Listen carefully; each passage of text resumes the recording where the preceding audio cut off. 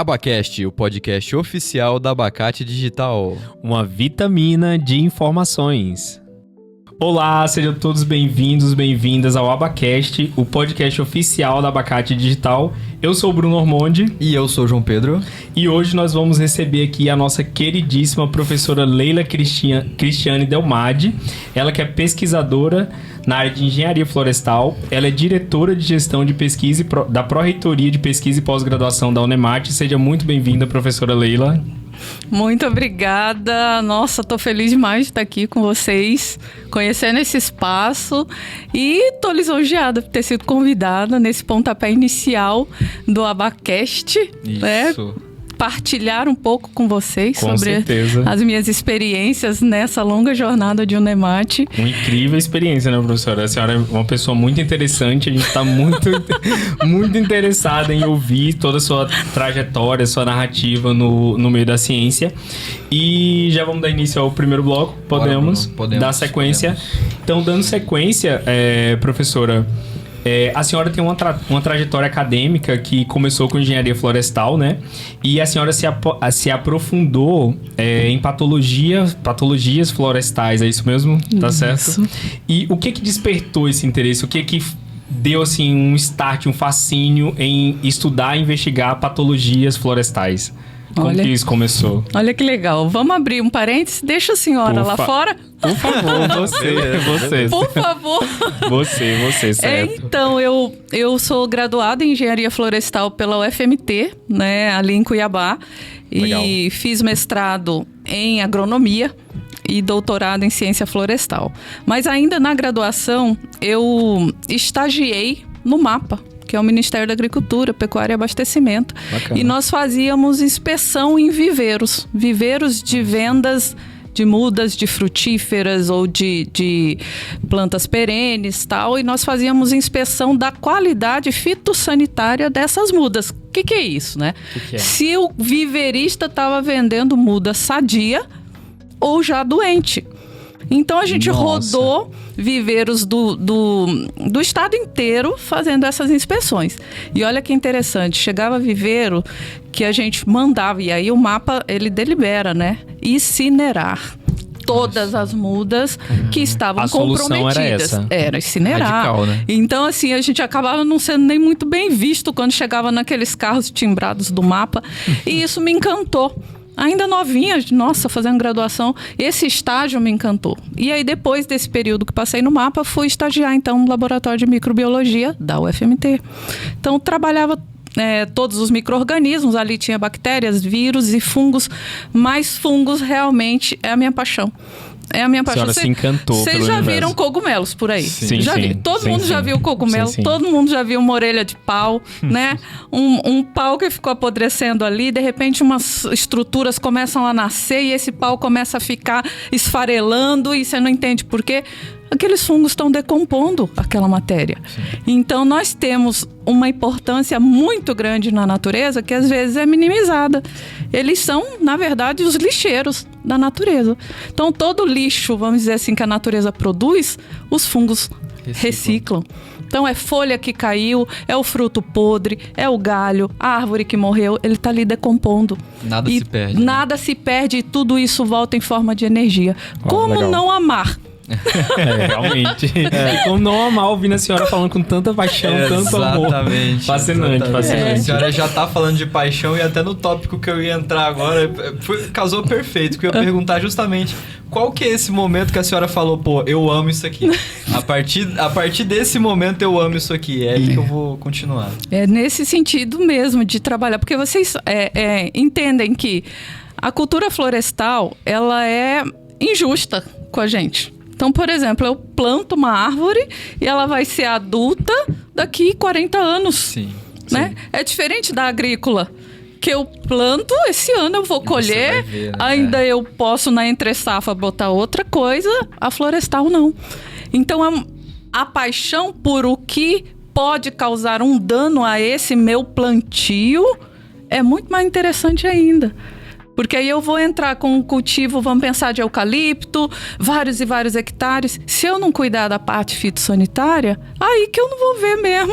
Eu vou perder no caminho. Vou perder no caminho. Sim. Então, é uma área interessantíssima de se trabalhar. E aí, mais pra frente, acho que eu vou falar da parte do meu doutorado, que foi especificamente com doenças de teca. Muito bom, muito obrigado, professor. Voltamos aqui no nosso segundo bloco do nosso Abacast, o podcast oficial da Abacate Digital. Estamos aqui com a nossa querida professora Leila Delmade. E agora a gente vai puxar, professora, a conversa para uma linha mais de tecnologia, ciência, para um futuro mais sustentável. E no doutorado da senhora, a senhora... Ai, por favor. Vamos soltar o parênteses. Você estudou, pesquisou durante seu doutorado patógenos relacionados à teca, né? É a Tectona grandis, isso mesmo? E como essa pesquisa, como que o seu trabalho no doutorado contribuiu para o manejo da teca, né? Que a gente sabe que a teca, principalmente aqui pra gente, no estado do Mato Grosso, é uma cultura muito importante, gera muita renda, muitos recursos. Aqui mesmo na cidade? Exatamente, aqui mesmo na cidade a gente encontra grandes empresas que trabalham com a teca. E quais os desafios o manejo, o plantio dessa espécie, né, da teca, enfrentam hoje e como a sua pesquisa contribuiu para que perpetuasse, garantisse a continuidade dessa espécie? Olha que legal falar de teca. Eu fiz meu doutorado na Unesp, no campus de Botucatu, em São Paulo. E nós trabalhamos, eu e meu orientador, entendemos a necessidade de pesquisar um pouco mais sobre doenças de teca. Vamos lembrar que a teca ela é uma exótica. Ela é uma espécie que não é daqui, ela é da região lá da Indonésia, Mianmar e tal, numa região lá do Sudeste Asiático. E ela foi introduzida no Brasil pela Cáceres Florestal. Cáceres Florestal, a empresa que está aqui em Cáceres. Cáceres Florestal. Que legal, professora. Trouxe as primeiras mudas e plantou. E deu muito certo. Uau. Aqui para nossa região, em termos climáticos. E aí nós temos que fazer um parênteses ainda mais legal, porque naquela região onde ela é nativa, ela demorava 120 anos para ser uma espécie mais de um século. Madura. Tá? E aí, quando a Cáceres Florestal traz para cá, reduz-se esse período de maturidade dessa planta para 30 anos. Né? Caramba. Então, vejam bem, a sacada. E hoje eu não sei te dizer como está o cenário comercial do Brasil com teca, mas ela começou 100% sendo plantada para exportação. E para que a teca servia? Gente, a teca altamente usada na produção de cascos de navio, de decoração de iates de luxo, tá? Porque ela é lindíssima. Sim, resistente, né? Altamente resistente, tá? Então você precisa pregar ali um prego, uns parafusos, ela resiste àquilo ali, né? Então não vai oxidar com tanta facilidade. Então eu tenho um produto de mais qualidade, mais durabilidade. Então a teca ela foi introduzida no Brasil para atender mercados externos, certo? E aí nós temos o crescimento, então, desse monocultivo na nossa região e tal. E nasce-se a preocupação, porque quando eu trabalho monocultivos, eu posso oferecer prato cheio para patógenos. Sim. Patógenos são micro-organismos capazes de causar dano. E aí eu tô falando de uma cultura super, super importante, né, do ponto de vista econômico, uma cultura para exportação. E aí vem, então, essa necessidade de se estudar mais. Mas a teca no Brasil não tem problema fitossanitário. Claro que tem. Quando eu falo em monocultivo, eu tenho que pensar em problemas fitossanitários. Até um pensamento de contingência, não? Tem um Lógico. Plano de contingência ali. E aí, uma empresa em Cuiabá, daí não mais a Cáceres Florestal, começou a trabalhar a produção de clones. Melhoramento genético. Melhoramento genético de teca. Então, essa empresa, nós contactamos com essa empresa e eles nos dispuseram para a minha tese de doutorado 5.000 mudas de 3 diferentes clones para a gente testar essa suscetibilidade a doenças. Então foi conduzida mais ou menos nesse sentido. Que interessante. E nessa trajetória de 4 anos, eu plantei, gente, 5.000 mudas de teca lá na fazenda experimental da Unesp. Que legal. Nossa, e eu já era conhecida de todo mundo. Olha, lá vem a moça das tecas. Mas 5 lá mil, vem né? ela. E aí o um pessoal grande feito. que trabalhava e preparava aquele solo pra mim e fazia os sucos, a calagem. Lá vem a moça das tecas. Eles já me chamavam de Barbie. Lá vem a Barbie. A Bárbara Teca. E aí nós conduzimos esse povoamento nesses 4 anos, fizemos estudo. Para vocês terem uma ideia, nós descobrimos um fungo causador de cancro, que é um câncer na base da teca, novo, que não tinha sido descoberto ainda no Brasil. Mas enfim, para não me alongar muito mais, você falou em tecnologia, você falou em questões da modernidade atendendo a uma necessidade. Hoje nós temos aqui em Cáceres o pessoal que trabalha com melhoramento de teca para atender a essas empresas aqui, produção de clones e tal, justamente com relação à resistência. Eu vou ter, então, o clone X, ele é resistente aqui nessa região? Para mim, lá não foi. Porque lá é uma região mais fria. Então, lá eu tenho outro clima. Sim. Então, ela foi altamente suscetível aos patógenos X, Y e Z. Então, os testes precisam ser agora aqui. Sim, né? Justo. É isso. E é muito importante essa questão dos testes precisão aqui, que isso vai trazer laboratórios para cá. Isso. Né? Então a gente tem a questão de agregar tecnologia aqui em Cáceres. Né? A gente estava agregando a tecnologia fora daqui, por exemplo, desenvolvida lá em São Paulo, agora a gente vai começar a desenvolver Precisa aqui. ser desenvolvido aqui, precisa ser testado aqui, porque aqui é a condição climática. As condições só tem aqui, né? Isso, e os professores da agronomia, a professora Leonarda, tá conduzindo um trabalho sobre melhoramento genético de teca, eu acho que para fins fitossanitários também. Entendi. Legal, interessante. E como que a senhora... Vou perguntar um pouco dessa parte de inteligência artificial, que é algo que a gente está muito em voga hoje em dia. Sim. Né? Todo mundo quer utilizar a IA para qualquer tipo de fim, né? Para tudo. E para os fins de pesquisa aí nessa área da teca, de pesquisas fitossanitárias, a senhora vê um uso para IA?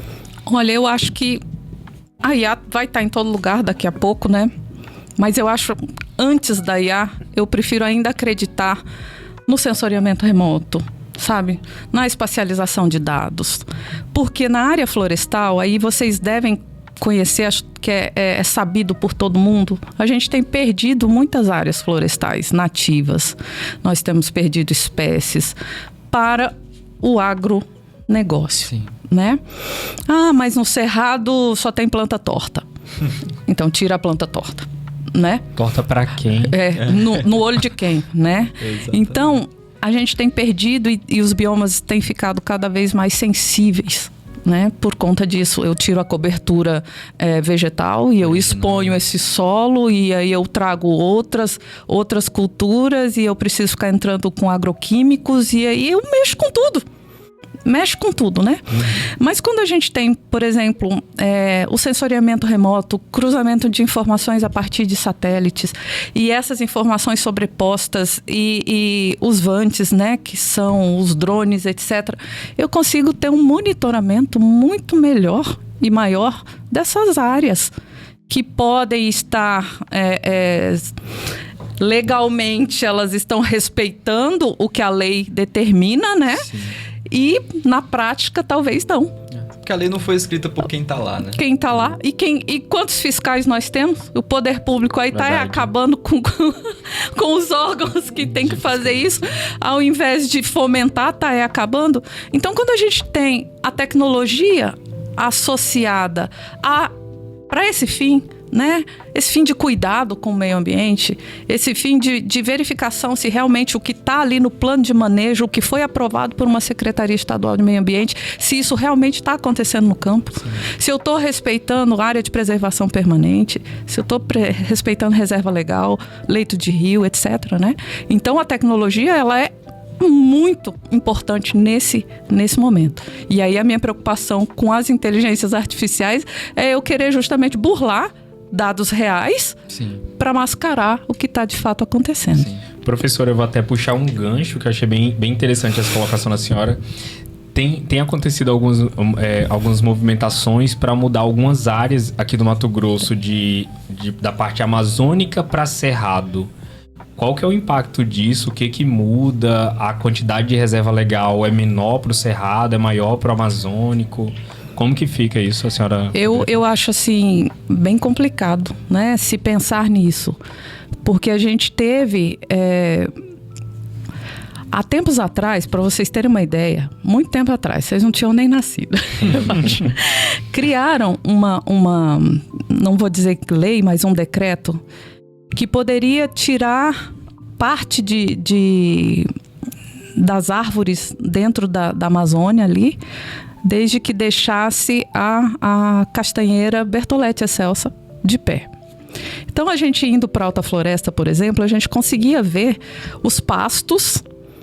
E só a castanheira. Só a castanheira ali, isolada, sozinha. Isso veio na minha mente agora, passando e ver só a castanheira. Então no meio você do pasto. consegue ver isso, Sim. né? Vislumbrar isso. Isso aconteceu. Isso foi uma autorização. Na época eu não me lembro se foi de IBAMA ou não. Que podia tirar as outras, mas essa é madeira de lei, deixa ela. Né? E assim, as pessoas não pensam, né? Gente, a castanheira ela dá um ouriço pesado. O pobre do gado tá ali embaixo, cai um trem daquele na cabeça. Mas enfim. Então, são ações que foram fomentadas, sei lá o quê, e nós fomos entrando. O pasto foi entrando. E a floresta foi acabando. Né? Então, hoje é fácil dizer que eu vou reduzir a área de Amazônia Legal, porque não tem mais Amazônia Legal. Lógico, foi mexido. Tinha, né? Tinha. Eu morei em Alta Floresta porque eu comecei na Unemate lá em Alta Floresta. Chovia a semana inteira. Entendi. Uma chuvinha calma, mais dia, noite, dia, noite, dia, noite. Porque a gente ainda tinha uma cobertura vegetal muito maior. E hoje? E hoje já não. Lógico que não. Eu não estou dizendo que a culpa é de A ou de B. Eu estou dizendo que as coisas elas estão acontecendo. São consequências, né? Aqui, hoje. ó. E aí a Amazônia está cada vez menor. Porque a gente tem, obviamente, árvores que são maravilhosas e tem um potencial madeireiro infinito. Mas alguém estudou o potencial dela de pé? Né? Não, só para fazer o móvel. Não, só para fazer a mesa. E quais outras alternativas eu tenho para fazer um móvel e uma mesa? Isso foi levado em conta? Então, são questões que a gente precisa considerar, porque é fácil fazer a lei, é fácil fazer o decreto, é fácil assinar. Lá em Brasília, mas o ambiente está respondendo, não é? Sim. O ambiente está respondendo e a gente está sentindo o calor. A gente sentiu ano passado aqui, vocês viram aquele encontro de fumaça que veio da Bolívia e veio ali de Barra do Bugos e a gente ficou sufocado aqui no meio disso? Sim. Isso é resposta de quê? Né? A falta de chuva, né? A seca no Pantanal que... Exatamente. Todo esse ciclo, ele é um ciclo natural que ele é retroalimentado pela floresta. Sim. É como se a destruição florestal ela não fosse uma necessidade, é como se fosse um projeto de destruição, né? Porque a senhora, você colocando agora como esse cenário de que a Amazônia reduziu, mas ela foi reduzida propositalmente, né? Então hoje, se não tem essa parte, é porque ela foi... Alguém tirou. Ela não reduziu, ela foi reduzida. Exatamente. Por si só, ela estaria de pé. Sim. Né? Verdade. E aí eu acho que a gente podia amarrar agora toda essa temática de pesquisa e trazer para a Unemate, né? Então, assim, a Unemate ela tem um papel fundamental nas pesquisas que se desenvolvem na região, né? Isso. Então, o que a senhora vê, assim, de pesquisa, não só relacionada à Teca, mas eu diria a sustentabilidade como um âmbito geral aqui na nossa Unemate, seja aqui em Cáceres ou seja em outros campos? Eu acho que a gente tem... pesquisadores, professores, pesquisadores, cientistas seríssimos na Unemate. E a gente tem a Unemate espalhada no estado inteiro. Então eu tenho professores desenvolvendo suas pesquisas nos mais diversos biomas que a gente tem aqui.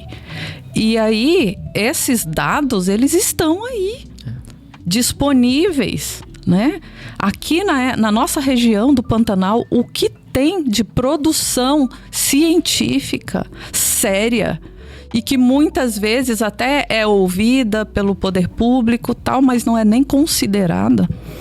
E aí, esse é talvez a gente discuta isso em outro bloco, mas esse é um dos principais desafios que a universidade tem, que é fazer com que tudo que ela produz, e produz de forma séria, né? A professora Maria Antônia, que é da área que eu atuo, que é da área de botânica, ela tem um trabalho com relação ao fogo e a resposta dessas árvores ao fogo. É um trabalho com uma parceria, acho que com a França, se eu não estou enganada. A Universidade de Oxford também.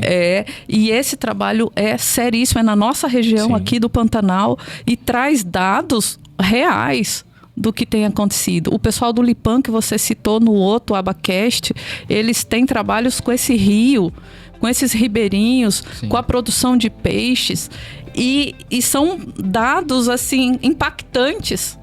E a universidade produz. Sim. Né? E que horas que a gente vai começar a ser que tá produzindo levado a sério, né? Tá produzindo pra quem? É isso. A senhora citou esse trabalho. A senhora você, não. Bruno. Você, professora, citou o trabalho da professora Maria Antônia. O projeto é o Projeto Ser Fogo, é um projeto de muita relevância, né? Porque eles estudam fogo no cerrado, e o que a gente mais sofre aqui são pelas queimadas, né? Eles estudam...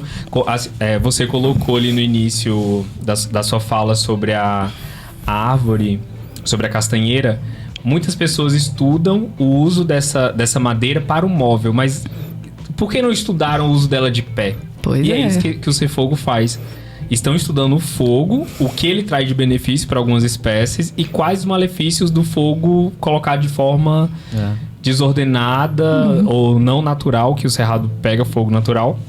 Né? E eles estão com esse outro olhar, um olhar de confronto. E aí eu puxo também pro Lipan, que você citou. O Lipan é o nosso patrocinador master. A gente fica muito feliz em ter essa parceria com o Lipan. A gente até fala assim, é o maior laboratório da Unemate. A gente tem, não só porque a gente precisa, né, fazer esse merchan, mas é porque realmente tem um papel muito importante na atuação do Lipan. São pesquisadores extremamente sérios e comprometidos com a causa. Eles participam de diversas audiências, sabe, de levantar a bandeira, de ir lá e falar, olha, temos dados, não podemos ter uma hidrovia porque a consequência disso vai ser muito séria para o meio ambiente, para as pessoas que dependem do rio, sabe? Eles levam essa bandeira e cuidam das pessoas também que dependem, sabe, da pesca, desse manejo correto das águas ali. Então, coloca a logo do Lipan aqui, que é o nosso patrocinador master. Então, vamos agora pro próximo bloco. Voltamos aqui com o nosso terceiro bloco no Abacast. O Abacast, que é o podcast oficial da Abacate Digital. E um oferecimento do Laboratório de Investigação Ambiental do Pantanal Norte, o nosso queridíssimo Lipan, da Universidade do Estado de Mato Grosso. Falando em Universidade do Estado de Mato Grosso, falando sobre pesquisa, professora, falando sobre investigação científica, muitas vezes existe um distanciamento entre a pesquisa acadêmica e o mercado. Como trabalhar a pesquisa científica pensando no que o mercado exige, como trabalhar também os pesquisadores de iniciação científica, da graduação, para que eles possam, de certa forma, fazer sua pesquisa pensando em algo que vá atender o mercado, não somente uma tese que vai ficar numa prateleira. Olha, que legal, né? Eu tô atuando na Pró-Reitoria de Pesquisa e Pós-Graduação, justamente na pasta de pesquisa. E a gente tem percebido algumas iniciativas bem legais para atender a isso que você tem questionado, né? Acho que vocês conhecem a Ag9, que é a nossa agência de inovação, né?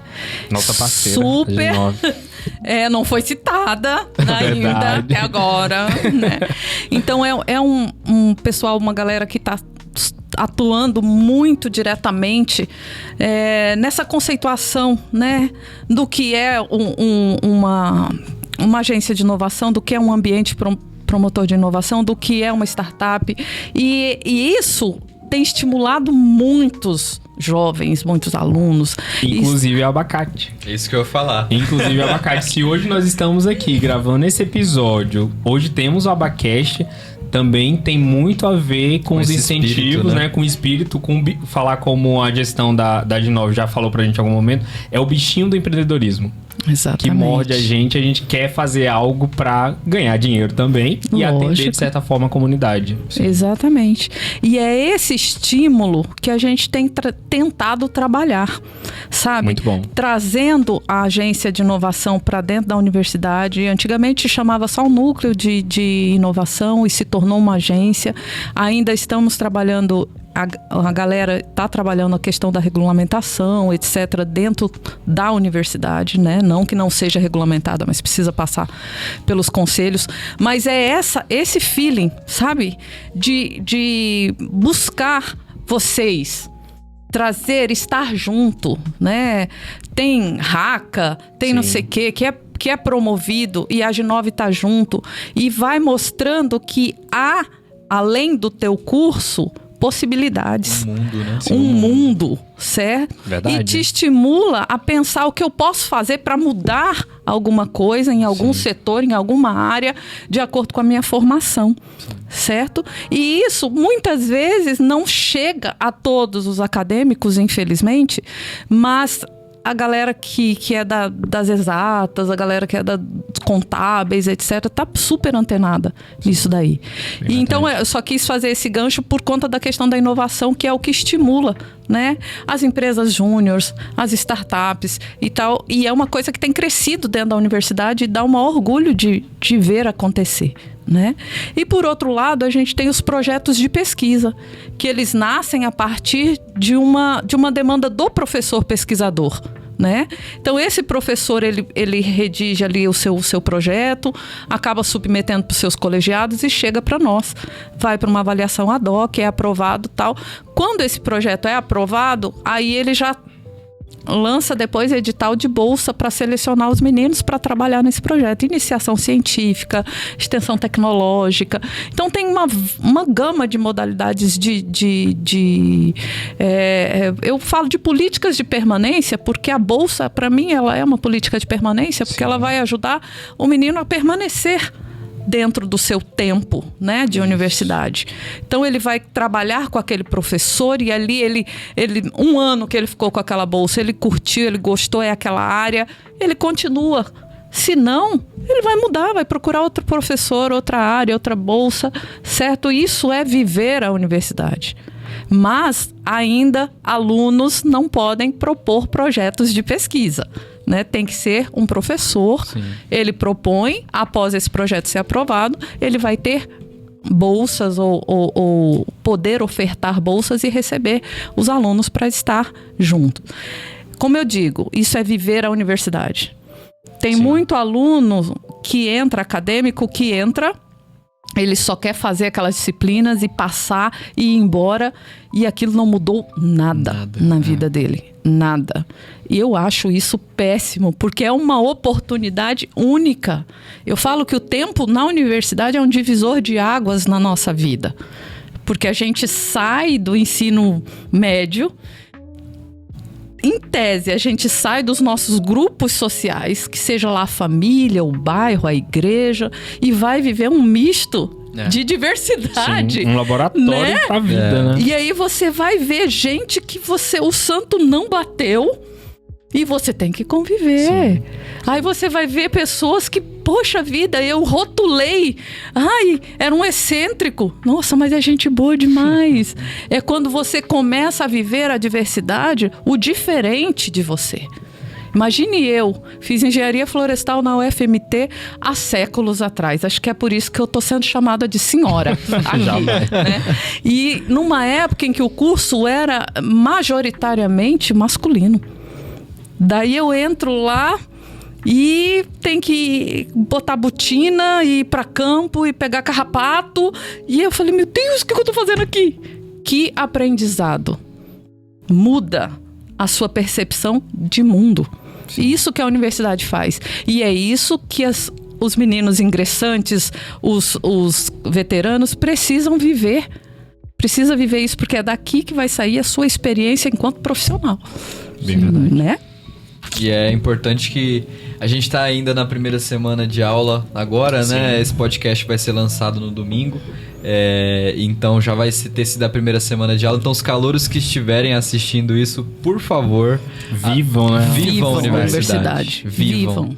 Não é só você sentar a bunda na cadeira ali do começo ao final da manhã e pronto. Não, por favor. É muito além disso. Muito além disso. É muito além das 4 paredes, né? Muito. É clichê falar isso o tempo todo, mas a universidade é muito além da sala de aula. Muito. E as oportunidades, elas são imensas. São oportunidades de você conhecer as múltiplas áreas dentro do seu próprio curso de formação. Sim. Porque dentro de um curso você tem um leque de oportunidades, né? Então você começou a trabalhar com o professor X, não gostei não, eu não gostei dele, da pessoa dele, ótimo, você não é obrigado, vai para o outro, Sim. vai para uma outra Opção pessoa, tem, né? Opção tem, né? E os pares, eles vão se identificando a partir da vivência, Isso. a partir dessa relação que deve ser harmônica e respeitosa, obviamente. Sim, obviamente. Professora, você falando da sua graduação, sobre engenharia florestal, ciências agrárias, quais são, olhando assim para o futuro, não tão longe, eu acho que 5 anos aqui, quais são as tendências tecnológicas e científicas nessa área? Quais são as perspectivas? O que a senhora tem? Eu acho que tem muito para acontecer aí, viu? Por esses tempos vindouros. Uhum. A gente tem um melhoramento genético em ascendência. Em ascendência, tá? Tá muita coisa sendo produzida. Alternativas têm sido lançadas. Vocês souberam que tem já implantado aqui no Mato Grosso indústria de produção de álcool a partir do milho. Né? De álcool. Álcool, produção de álcool a partir do milho.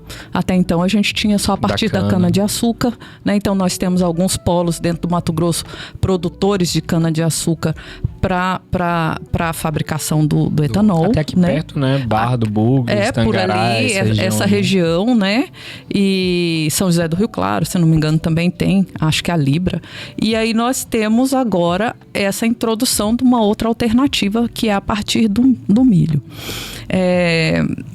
Isso vem, né, a partir de tecnologia. Sim. Né? São tecnologias. Muita pesquisa, né? Em cima Muita disso. pesquisa, ninguém ia vir, não sei de onde, investir se não tivesse sido pesquisado antes, né? E se não tivesse sido ponderado o que vale e o que não vale, né?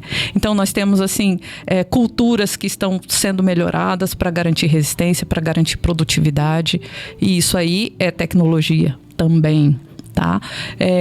Sobre quem produz essa pesquisa.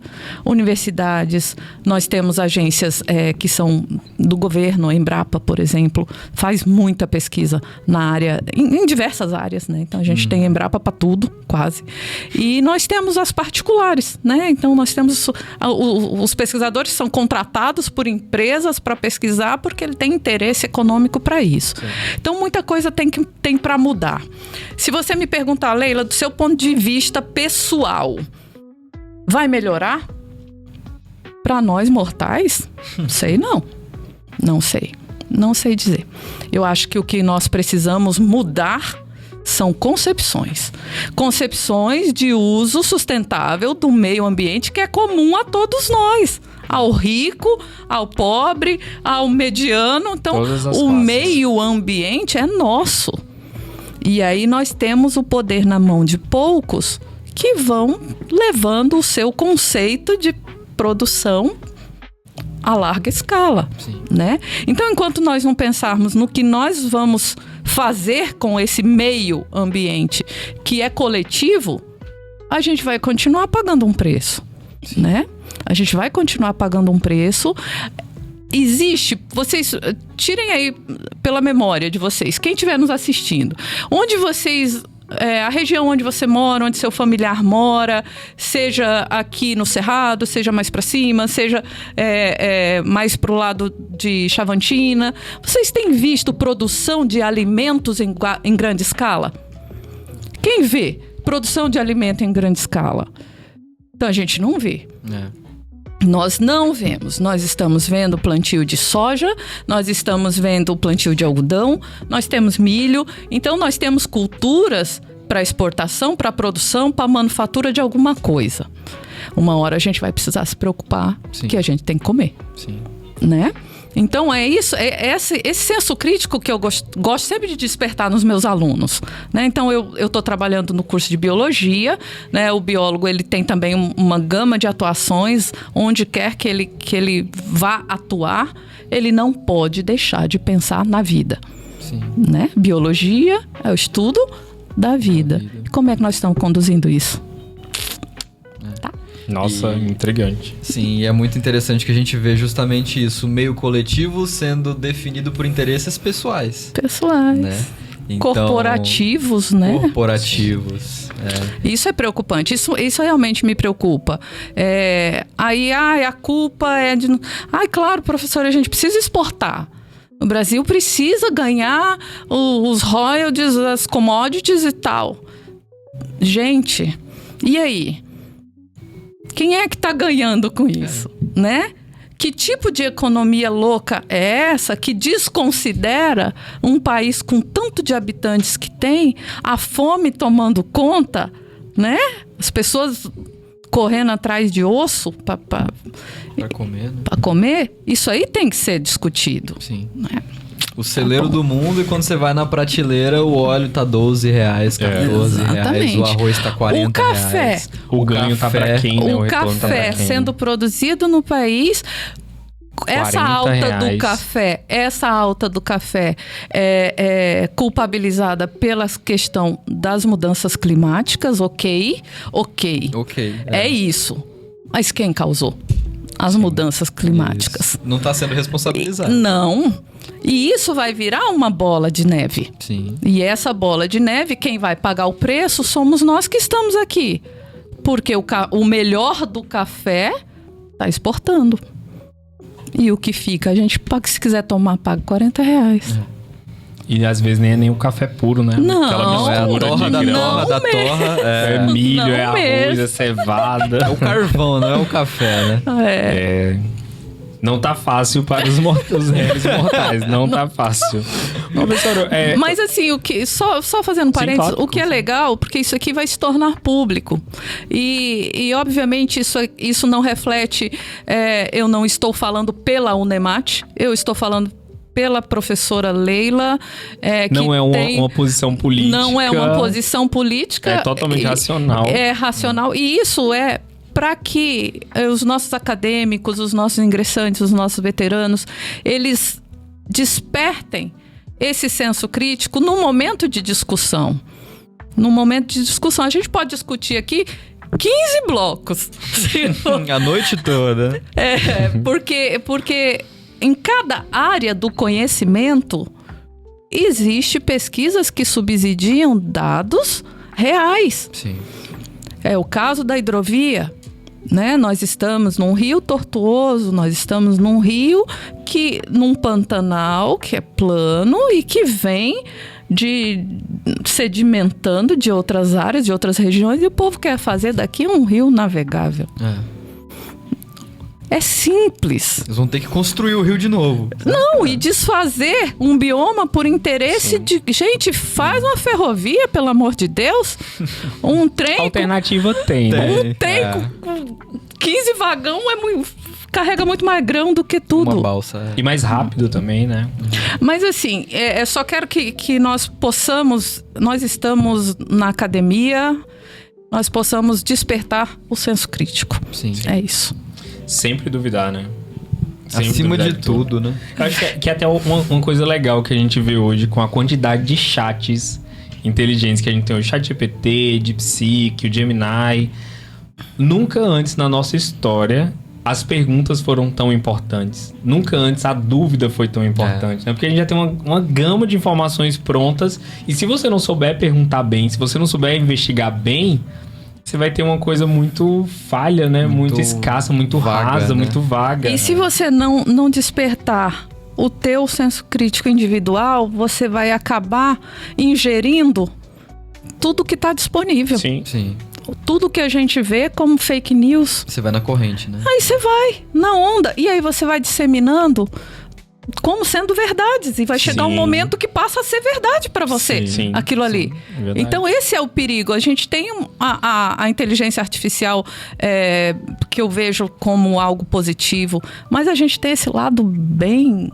Professora, por ter falado da utilização de milho como uma das fontes, né, para gerar combustível, álcool, tem se falado sobre a exploração de petróleo na foz do rio Amazonas, lá em cima, no norte do país.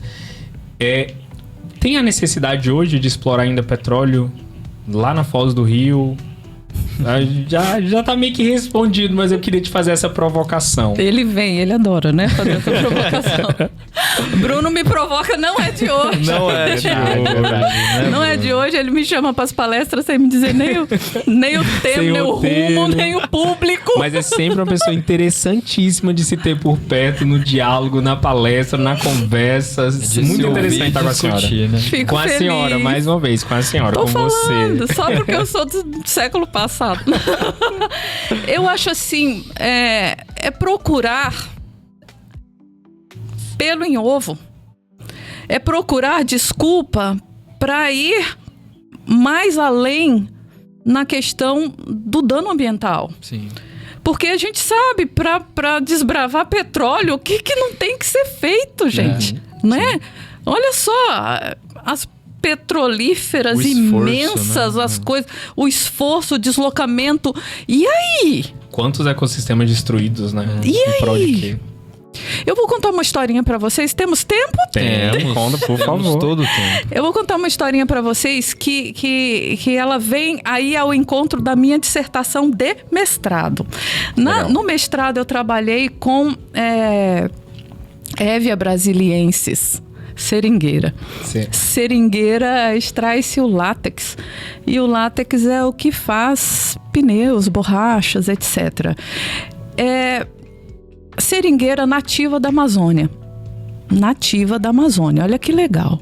E lá dos idos de 1800 e tarará, veio um alemão passeando aleatoriamente na Amazônia e ele vê então o seringueiro extraindo, né? Ferindo o caule da seringueira, onde deixa brotar o leite, que no outro dia ele recolhe, né, esse leite, e ele fazia essa estrutura. Esse cientista alemão botou ali na mochilinha dele várias mil sementes de Hevea. Biopirataria. Sim. E foi embora. E melhorou geneticamente essas sementes e plantou lá na região da Ásia e tal. E ela deu muito certo lá. Ok? Então, o que nós tínhamos de nativo aqui, que era o nosso galinha dos ovos de ouro, foi embora e foi melhorada lá e tal. Então, aí, que foca-se no Brasil? Poxa, se é nativo da Amazônia, então eu tenho uma condição climática favorável para plantar. Traz-se os clones produzidos lá na Europa para plantar aqui. E aí vem o Henry Ford. Henry Ford, né, dono da Ford. Ele queria plantar porque ele queria para o pneu dos carros que ele produzia. Ele cria então uma cidade chamada Fordlândia, na beira de um rio, na Amazônia. Sim. E aí ele constrói as casas para a galera que ia morar e planta muita seringueira na beira do rio. Isso. E traz pessoas e planta seringueira. Se vocês procurarem na internet, já tô pesquisando vocês aqui. vão achar um documentário magnífico sobre isso. Chama-se, acho que, eu não vou lembrar, mas trata-se de uma cidade fantasma. Fordlândia, a cidade fantasma americana do Brasil. Exatamente. Anotem, vale o rolê. Vale o rolê, tá? Esse documentário mostra ainda as casas de pé, etc. Aquele padrão americano. Padrão americano, e veio bastante americanos para conduzir isso daí, porque os nativos eram mais rústicos na ideia deles e tal. Mas o que eu quero dizer com isso? Ele plantou horrores desses clones novos de seringueira nessa região. E o que acontece? Um fungo Minha paixão, né? Microciclo Zuley. Microciclo Zuley causa uma doença chamada mal das folhas. Se ele pega o folíolo novo, ele cai. Já era. Ele Destrói, cai. né? E aí o folíolo novo caído, lembrando que a Hévia, ela é caducifólia. Para quem não sabe, ela perde as folhas todo ano. Então, na época seca, ela fica sem folha alguma porque ela entra num estado de dormência. Tá seco, o ambiente não tá favorável para mim, eu vou gastar energia? Não, não vou. Derruba as folhas e fica ali linda até começar a chover. Pleníssima. Pleníssima. O fungo tá ali no solo, começa a chover, começam a brotar as novas folhas. O funguinho, ó, pega as novas folhas. Pegou as folhinhas novas, já cai. Coitada. Não tem chance. E se ela não tem folha, ela não faz fotossíntese, ela não tem energia para produzir o látex. Então, o empreendimento dele foi um fracasso total. Mas ele se deu por satisfeito? Não. Ele foi margem do rio afora e criou outro, Belterra. Outra cidade. Outra cidade. Que também Não deu certo. não deu certo. Agora, Leila, fala pra mim, esse fungo já existia na Amazônia? Lógico que ele já existia na Amazônia. Ele estava na Amazônia. O problema é que a seringueira que ele viu, né, que aquele alemão viu, linda, maravilhosa, produzindo látex, Nativa. ela estava no meio de muitas outras. Sim. De diferentes espécies. E aí, as outras de diferentes espécies, o fungo não era... Não ia curtia. atrás, Ele não curtia. Ele era específico da seringueira. Então, se ele atacou esta seringueira, ele morreu aqui, porque aqui do lado não tem mais seringueira. Isola, então, né? o manjar dele ficou só nessa árvore. E se ele encontra a monocultura, Agora, manjar. se ele deu de cara com o empreendimento do Henry Ford, ele acabou com tudo. E simples assim. E aí os dois empreendimentos faliram no Brasil. Só uma curiosidade. Caramba. É a petulância do americano, né? É a petulância do americano. Mas aí, depois disso, a gente teve... os franceses vieram para o Brasil também plantar e trouxeram a Michelin, né? Também produtora. Só que aí eles fizeram mais aqui em Itiquira. Em Itiquira, hoje também já não estão mais ali, né? Já foram embora para São Paulo, porque são áreas... São Paulo parece que é uma área de escape. Então, em São Paulo, eu tenho um plantio ativo e não tenho o fungo. Ou se tem, é mínimo, né? Mas aqui, São José do Rio Claro foi a capital da borracha. São José do Rio Claro, aqui pertinho, já foi a capital da borracha. Microciclo Zuley chegou e aí caiu pra caramba. Teve programas do governo para subsidiar pequeno produtor ou pequeno sitiante para plantar, e plantou esses clones que vieram suscetíveis ao microciclo Zuley. Eles tiveram uma ascensão durante um período e declínio total depois. Entendi. Hoje já não é mais a capital da borracha. Não é.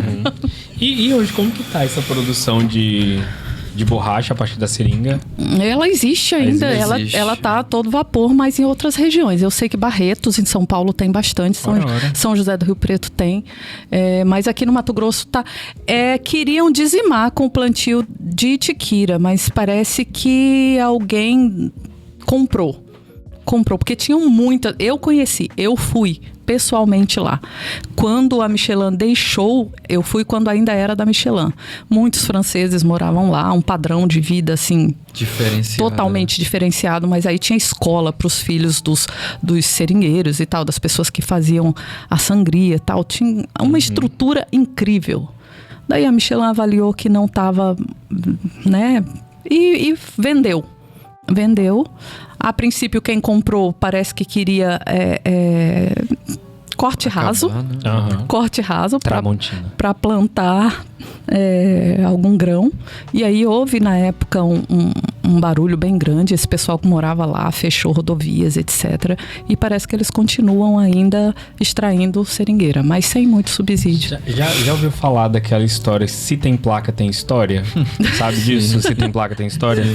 Eu fiz uma viagem em direção a Tangará e passei por uma plantação de seringueira, por um seringal. E tinha uma placa enorme, escrita assim: proibido o trabalho e a permanência de crianças. Qual que é a história por trás disso? Tinha muito trabalho infantil? Talvez, né? Talvez tinha. Não, eu não prefiro não opinar. Mas talvez. Se tem placa, tem história. Talvez, né? É isso. Bom, pessoal, estamos de volta aqui com a Bacast, né? Nesse nosso quarto bloco. Vamos perguntar para a professora aqui, agora vamos entrar na parte dos desafios de formar novos cientistas, né? A galera que está entrando na universidade tem uma certa... Eu diria que eles têm uma certa... Não é rejeição, mas eu acho que é justamente aquilo que a gente vem já comentando, que é a questão de não ver a oportunidade mesmo ela estando ali, né? E aí eu queria perguntar assim, quais são os maiores obstáculos para deixar esses jovens pesquisadores engajados com a pesquisa? Olha, isso é um assunto complexo, porque... Muito pano pra manga, né? Porque a gente, até com esse acesso digital, tudo tão pronto, tudo tão fácil, tudo tão disponível, fazer com que esse menino pare e preste atenção em você, tá sendo um desafio... né? Tá sendo um desafio. E não adianta aí os meus pares que me perdoem dizer que 4 horas você falando lá na frente, esse guri tá contigo. Não tá. Não tá mais. Já não tem mais paciência para ver um filme quando viu que o filme tem 3 horas de duração. Avatar, então, já tem testes várias. Assiste e faz um intervalo. Assiste em prestações, Sim. né? Acaba virando até uma minissérie, né? Isso é algo interessante porque faz com que eu me avalie e aí me ressignifique enquanto docente. Eu preciso trazê-los até mim. E para isso eu preciso falar uma linguagem acessível. Então eu tenho colegas que doutores, né, senhores e senhoras doutores, que acham que o linguajar que você usa para defender uma tese é o mesmo que você vai usar numa sala de aula com um menino que veio com uma bagagem lá do bairro e ele não é aquilo que ele... Sim. Ele vai falar, o que eu tô fazendo aqui? Não tô entendendo nem o que essa pessoa tá falando. Então, ser acessível e interagir com esse aluno. Interagir. Eu preciso fazer com que ele participe comigo. Então, a minha aula, eu trato a parte teórica, eu tenho obrigações curriculares a cumprir, e eu trago tecnologias, eu trago competição, eu premio o grupo que sai melhor na competição dentro de todas as aulas. É um bombom aqui, uma coisinha ali, mas é alguma Só coisa. Só de ter a gamificação, né, já fica algo mais interessante, atrativo. É uma coisa... E aí eles se tornam competitivos. Eu trabalho um conceito que é chamado de células cooperativas, né? Um conceito que eu aprendi no programa Foco. Literalmente, eu organizo a minha turma em grupos. Desde o primeiro dia de aula eu falo, vocês vão se organizar em grupos, de acordo com o número de alunos que tem aquela turma, e um vai cuidar do outro dentro do grupo. Então, um vai saber o porquê que o outro está faltando, um vai saber o que o outro está passando, porque nós não somos seres isolados, nós somos seres sociais. Legal. E esse grupo vai pegar as mãos e vai até o final do semestre. Então, as competições são em grupo, os seminários são em grupo, o trabalho é em grupo. E aí, olha que interessante, nesse tipo de metodologia, eu já tive aluno que veio me falar, professora, a fulana, ela está faltando porque ela está numa crise de depressão terrível. Olha só. E aí eu vou, sim, eu escrevo para a aluna. Oi, como é que você tá? Não, prof, eu tô... Falei, volta, vamos conversar. Eu sou dessas, tá, gente? Eu sou dessas, né? que cuido. e mexe isso. com meus acadêmicos. Não mexe com os meus meninos, com as minhas crianças. Eu acho que o professor, ele tem que ser também essa pessoa que o aluno confie. Sim. Não aquele que critica. Você não sabe nada? De onde você veio? Você não sabe escrever um relatório? E eu tive, por outro lado, uma aluna que me procurou uma vez. Professor, esse grupo é muito fraco. Não quero ficar com esse grupo. Eu acabo fazendo tudo sozinha. Falei, mas a ideia é você trazê-los para junto de você. Você vai ser a força deles. E aí a pessoa também não sabe trabalhar assim. Né? Aí ela tem a história dela, é o individualismo dela. E isso são métodos, e aí sou eu, tá, gente? Sou eu, cada professor tem o seu, que eu faço para poder trazê-los até mim, para poder fazer com que eles se prendam ao conteúdo que eu estou ali partilhando. Né? E eles trazem experiências e eles enchem meu celular com foto de fungo que aí, foi pro sítio. Professor, eu não posso. É o pão mofado, tira foto e manda pra mim. Olha só. É o extrato de tomate mofado. Professora, eu vou arrancar e comer. Não, pelo amor. Já ia perguntar, tirar só aquela partezinha. Não. Eles me mandam e falam, lembrei de você, professor. Uma mão, metade tá mofado. Vou comer o resto, professor. Eu Não. Então eu acho que é isso. O desafio do professor é ele se ressignificar também numa nova era. Sim. Nós estamos numa nova era porque nós passamos por uma pandemia. É. Verdade. Nós passamos por uma pandemia que enfiou todo mundo dentro de casa. O ensino era remoto, né? Ninguém via ninguém. Ninguém sabe o que cada um passou, cada dor que cada um carregou, quantos entes foram perdidos. Sim.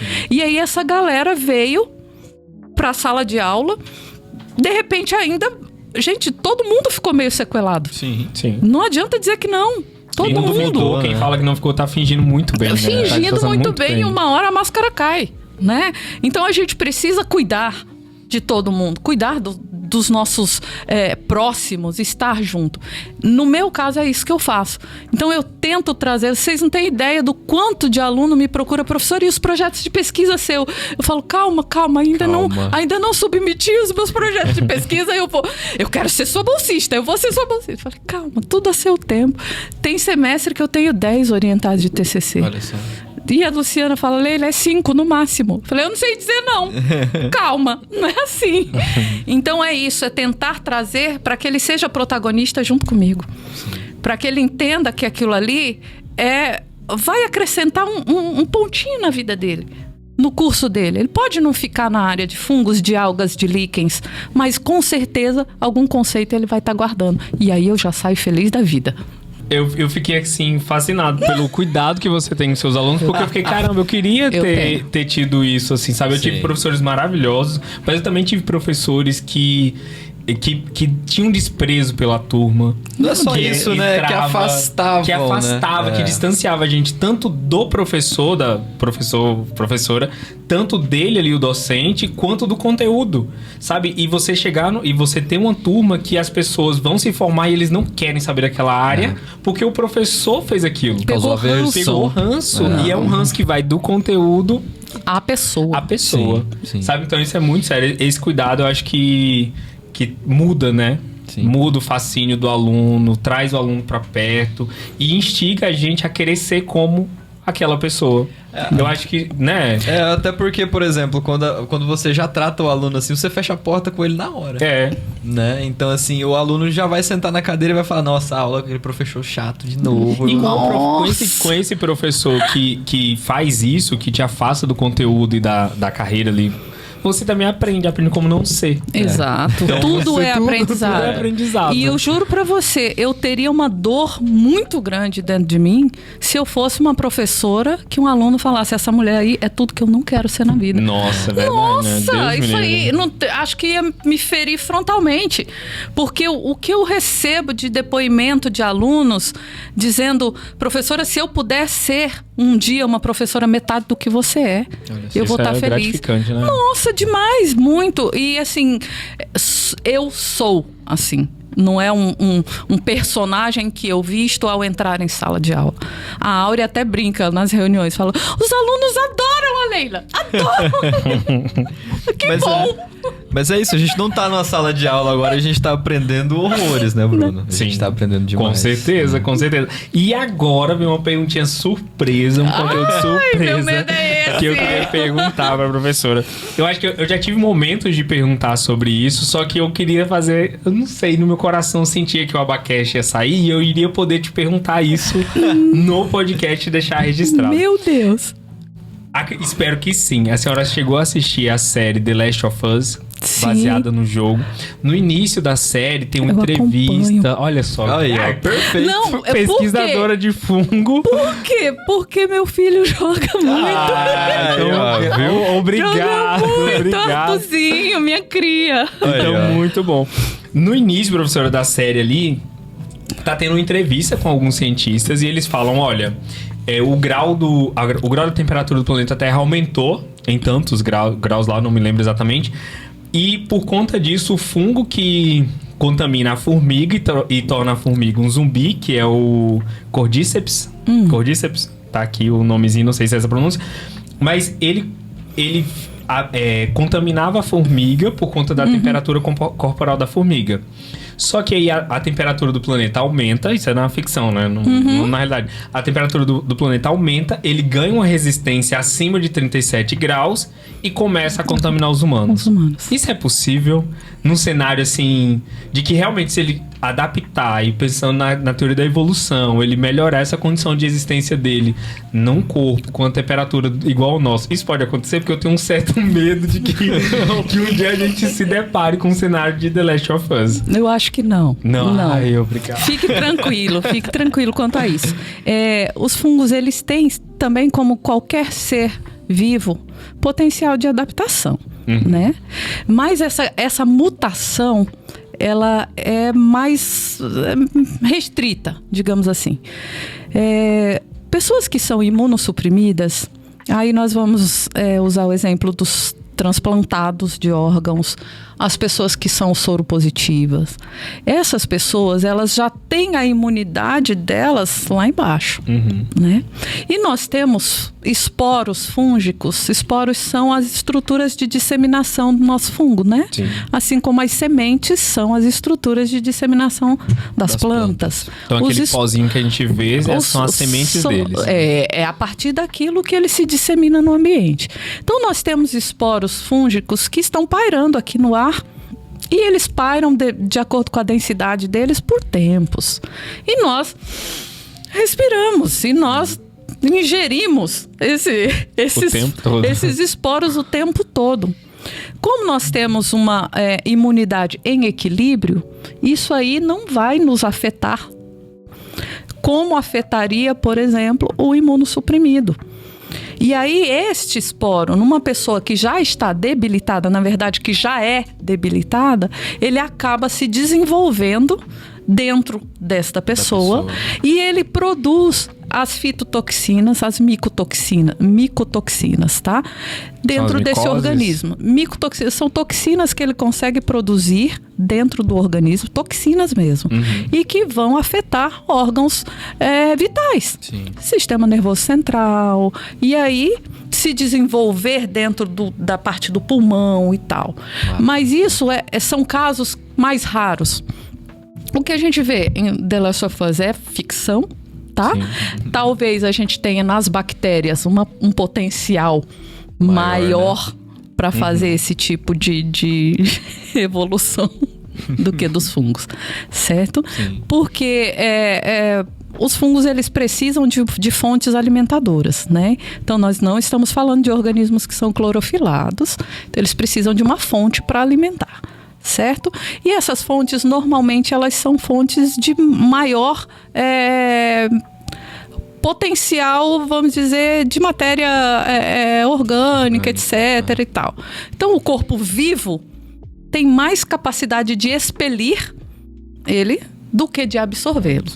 Então, a gente expele tudo que a gente entende como não sendo parte do nosso organismo. Sim. Certo? Diferente lá das árvores, né, das plantas.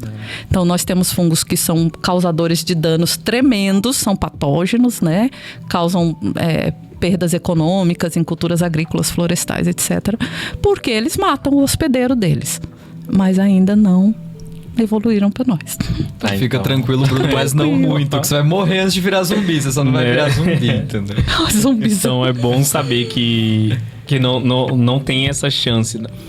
Não tem essa chance, né? Hoje não tem essa chance. Olha que interessante, nós temos fungos chamados fungos entomopatogênicos. O que é isso, professor? Eles causam dano a outros insetos entomopatogênicos, no caso da formiga. Então ele vai predar a formiga, mas ele vai matar a formiga. Ele não vai transformar a formiga em outro ser. Então ele entra no corpo da formiga e ele mata. E ele usa ela ali enquanto pode, aí depois ele passa para outro hospedeiro? Exato. Ele absorve. Às vezes até mumifica ela. Ela fica mumificada. As moscas, abelhas. Sim. Então ele pode se desenvolver, preda, porque aí ele vai absorver todo o material nutritivo dela e ela vira uma mumiazinha. E vida que segue, ele vai embora. E vida que segue, ele vai embora e pronto. Mas não transforma em outro ser, digamos outro assim. ser. Tá? Bom, muito bom. Eu acho que não só eu, né? Acho que não só eu tinha essa insegurança com The Last of Us. Pare de jogar The Last of Us. Você fica perturbado. Eu, quando assisti o primeiro episódio, que eu vi aquela cena daquela senhora saindo da casa e perna pra cima, braço, eu fiquei, meu Deus, eu fiquei muito assombrado. Aí, e frisou muito. Tem alguns filmes de ficção que faz isso com a gente, né? Da gente querer... Agora tá tendo Cassandra na Netflix. Meu Deus, eu achei o primeiro episódio, vi que é muito próximo de acontecer isso com a gente, sabe? Não assisti Black Mirror também é uma série Black que me Mirror. perturba, porque eu vejo que aquilo pode acontecer daqui a pouco. E tem gente estudando pra que aquilo aconteça. E coisas que foram feitas em Black Mirror no começo da série se concretizaram. Exatamente.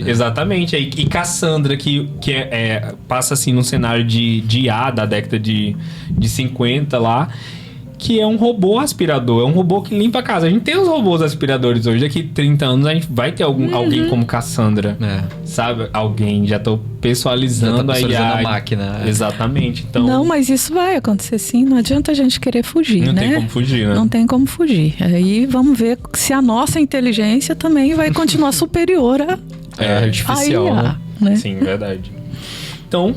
Chegamos ao final do nosso queridíssimo Abacast com a nossa queridíssima professora Leila, né?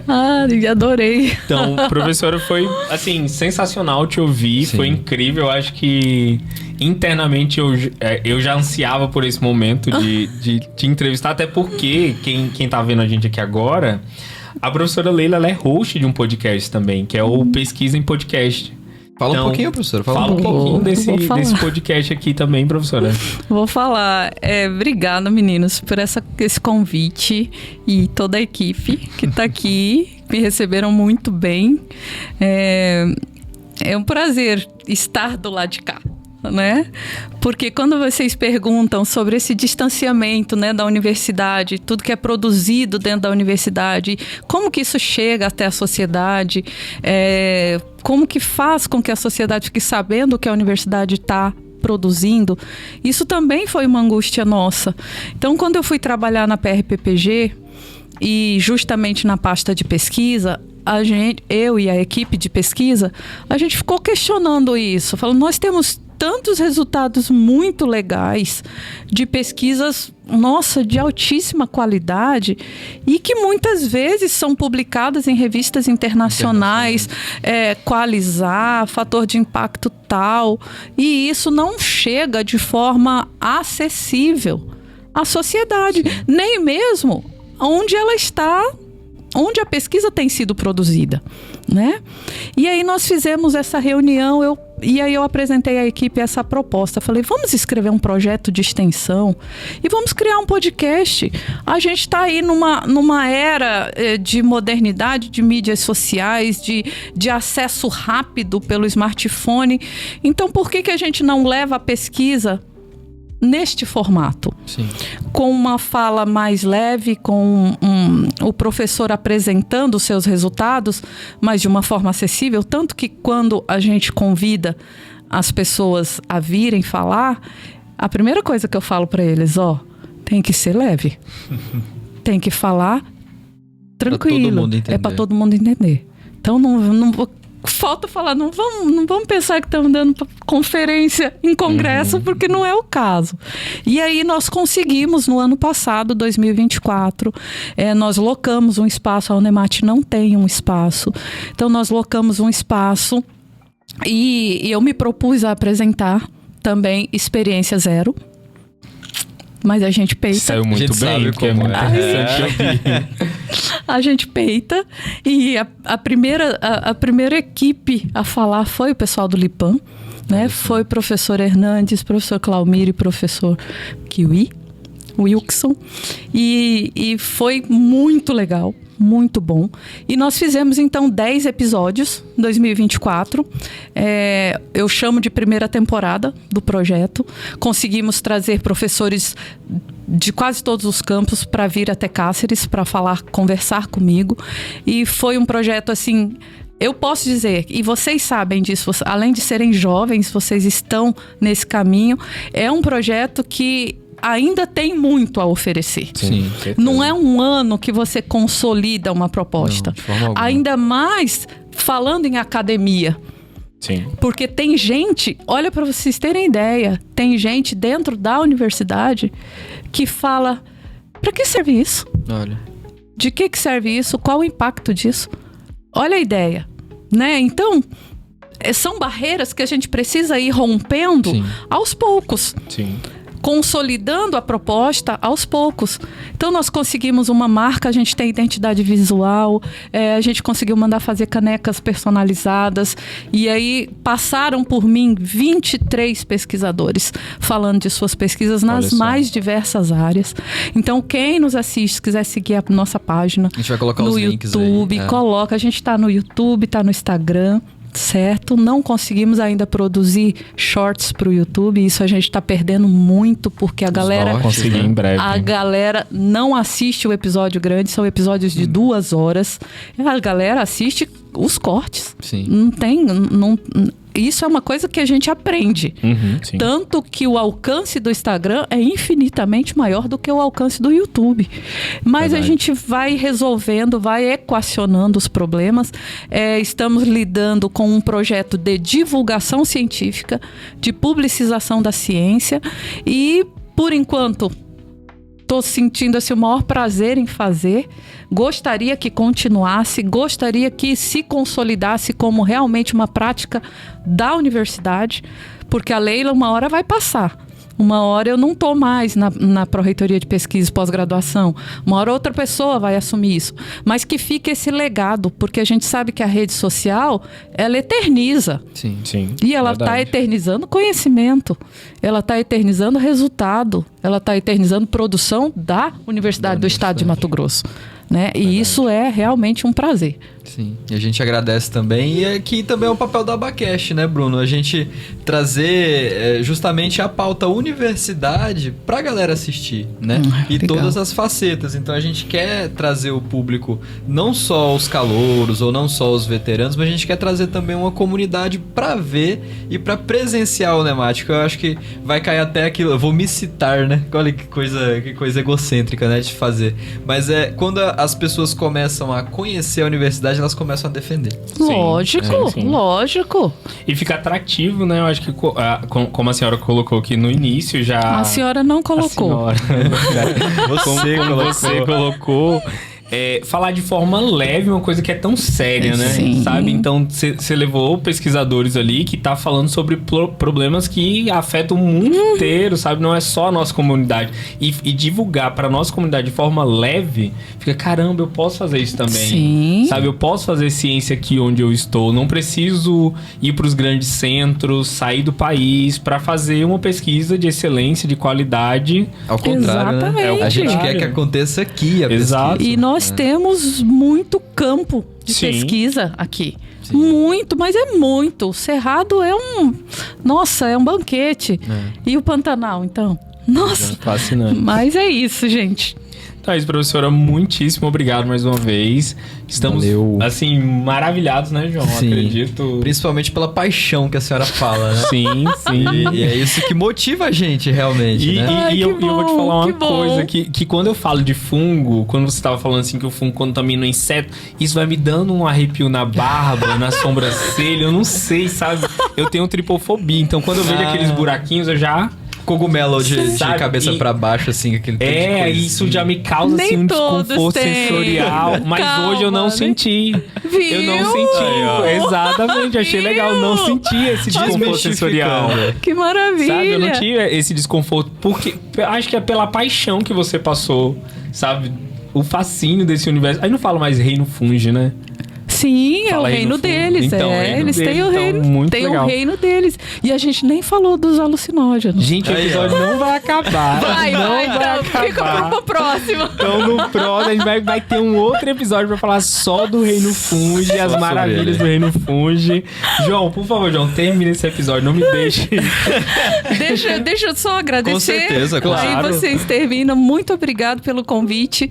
Que prazer estar aqui conversando, falando um pouco da minha experiência enquanto docente, enquanto profissional, enquanto professora, Sim. né? E realmente tudo que eu me proponho a fazer, eu faço com paixão. Olha Eu só. gosto de fazer, porque assim, acho que é o gosto pela vida. Né? Aham. O gosto por viver, o gosto por ensinar. Na verdade, não é nem ensinar, é trocar, né, saberes com os alunos. É trabalhar na pró-reitoria com papéis, com normativas, com resoluções. Isso também me dá prazer. Então, apresentar o podcast para mim está sendo um prazer também. E eu acho que isso faz a diferença. Sim. Aquela pessoa que é carrancuda, ai, já tenho que ir lá dar aula. Nossa, trocaram minha aula de quinta-noite para sexta-noite. Eu não sou obrigada a isso. sou obrigado. Todas as sextas, das 7 às 23 horas da noite. E eu estarei lá plena com as minhas crianças, Aham. porque é uma coisa que a gente tem que fazer e tem que trazer para junto. Tem que estar junto. Então foi um prazer vir aqui falar, mostrar para vocês um pouco da Leila, que até então estava só do lado de lá, entrevistando. Sim, E assim, quando eu fui convidada, eu fiquei... O que eu vou falar? Meu Deus! E fluiu Super bem. Muito bem. tão tranquilamente, meninos. Foi um prazer. A gente que agradece, professora. Bruno, muito Agradecemos obrigado muito, também. A muito gente obrigado, João, agradece. também. Nossa equipe. Nossa equipe que tá ali, Muitíssimo ninguém vê, obrigado. mas é essencial pra isso tudo acontecer. E é isso, pessoal. Nós vamos ficando por aqui com esse episódio do Abacast. E até a próxima. Até a próxima. Falou! Aê! Acabou. Ah, adorei, adorei. Entrevistando a entrevistadora, né? Sim.